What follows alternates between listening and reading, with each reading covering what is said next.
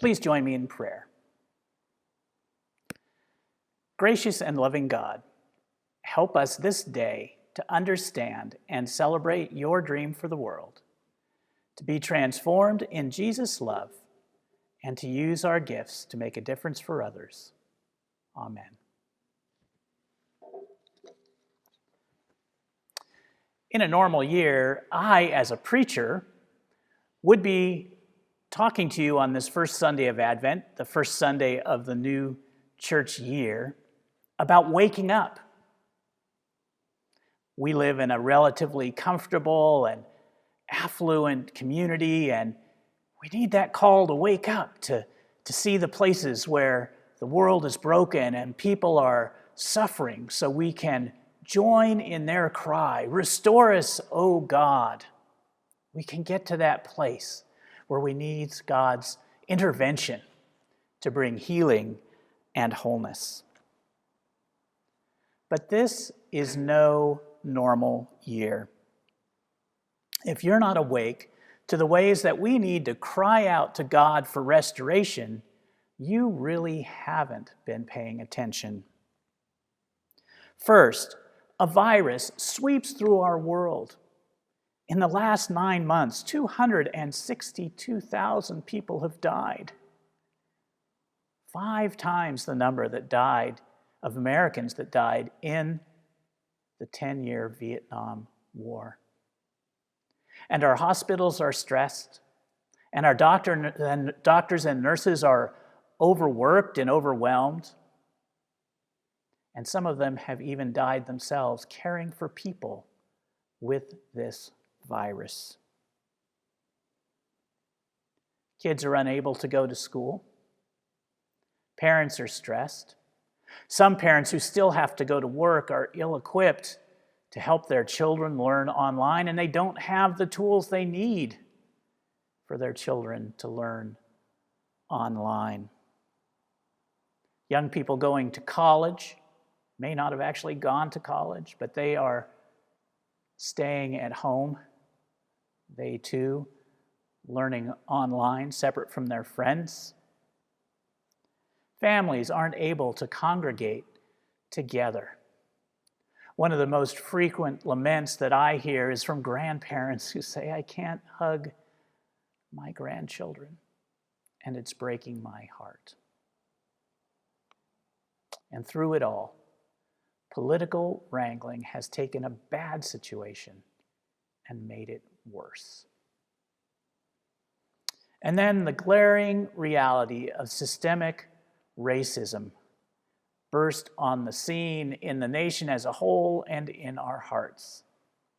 The confluence of cell phone video and the lack of sports and those kinds of things to distract our attention have opened us to see, for the first time for many of us, what people of color knew all along: that the color of their skin affects everything in their lives. And at the same time, many of us, myself included, have woken up even more to the reality that the kinds of policies I support and the kinds of unconscious attitudes that I have perpetuate this racism, even in this day. And if all that hadn't been enough, the slow-moving, almost invisible disaster of climate change came home to roost. There was a day in October when the sun didn't come out all day. It was dark all day because of fires fueled in large part by climate change. If we had been our ancestors centuries ago and a day like that had happened, we would have thought the world was coming to an end. This has not been a normal year, so I won't dwell on the need to wake up. We are living in an apocalypse right now. Instead of calling you to wake up, though, let me call you to acknowledge, to be deeply aware in this new year first of where you've come from. To be deeply aware of the ways that this pandemic, this new awareness of systemic racism, this new awareness of climate change and the damage that it's doing, let me just invite you to take a moment and be aware of where those things have touched your life. To recall and, yes, lament the ways that this time has diminished your life. To be aware of the ways that your new compassion for those in the world has wounded your heart and your soul. Because from this awareness,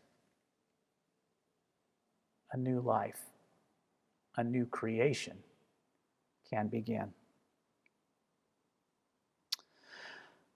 A friend of mine, who is usually very careful to observe the waiting and watching of Advent, not putting up the Christmas tree till the last moment, not singing Christmas carols, waiting, watching, this year put up her Christmas tree 6 weeks early.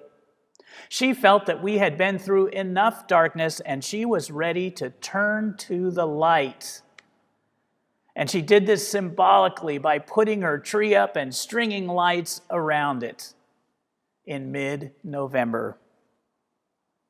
She was indulging the best rituals she could to turn intentionally toward the light. Liz Milner, chaplain at Santa Clara County Jail, did an exercise with some of the prisoners that she worked with. She invited them to write a poem.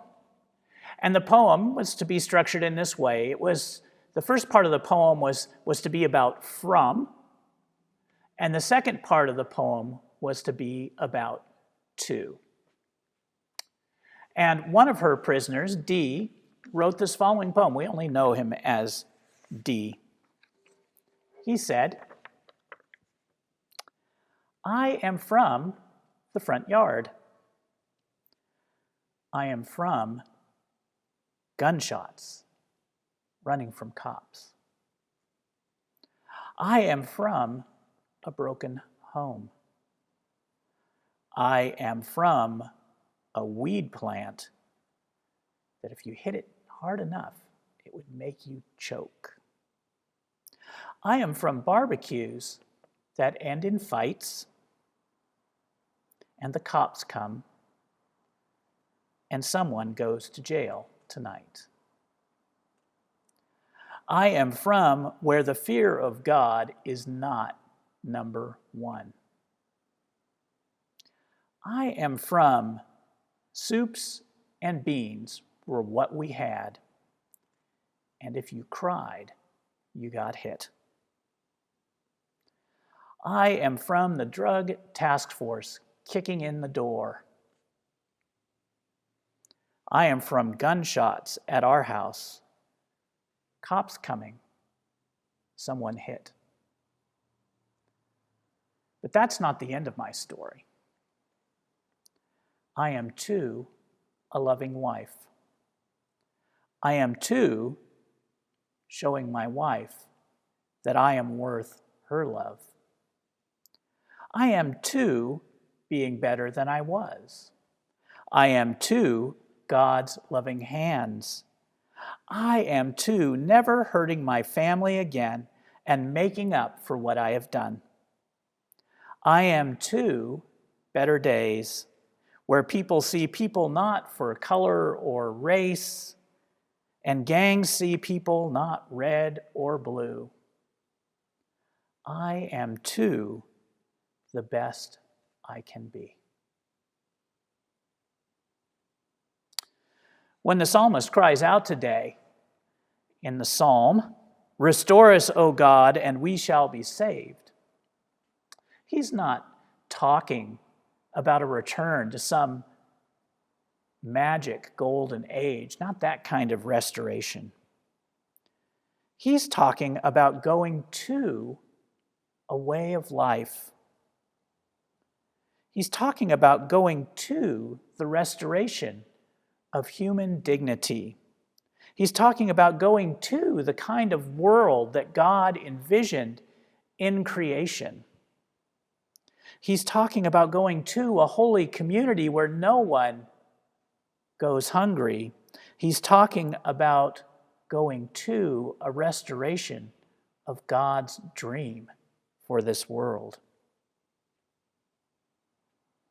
Even in these days, it's not too early to be moving to the light. It's not too early to cast away that darkness that we find ourselves in real life.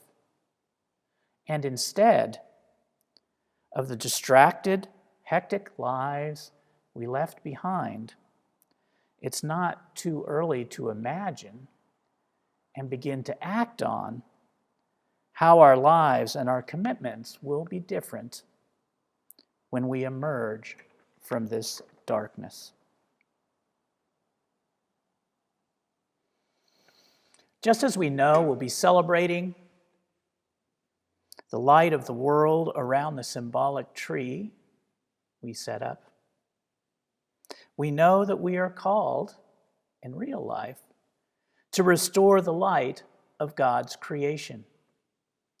And just as we kindle lights against the darkness, we can begin kindling restoration for a renewed way of life. And we know what we are moving to because we already know what the babe of Bethlehem will show us.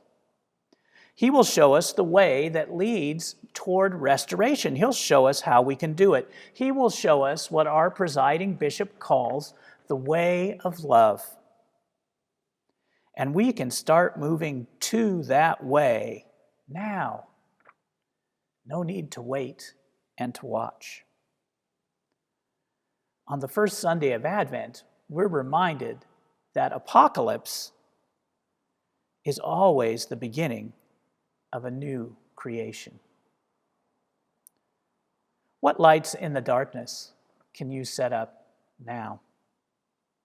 Symbolic ones that claim the power of the good news of God with us, to bring light into your home. What tangible lights can you strike that will overcome the loneliness of those isolated by COVID, or that address the disparities in our community for those who don't have access to the things needed for a dignified life? What light can you strike to increase your own understanding of the ways that race infects our larger community? And what light can you strike to kindle a passion for caring for this wonderful creation that God has given to us and to our children and to our grandchildren, generation to generation? And even now, in the darkness of this time, can you imagine a restored life? What would that life look like when we come out of this pandemic? Can you imagine? Because as we turn the page on a new year, we remember that God is really not so concerned with where we're from, but what we're to.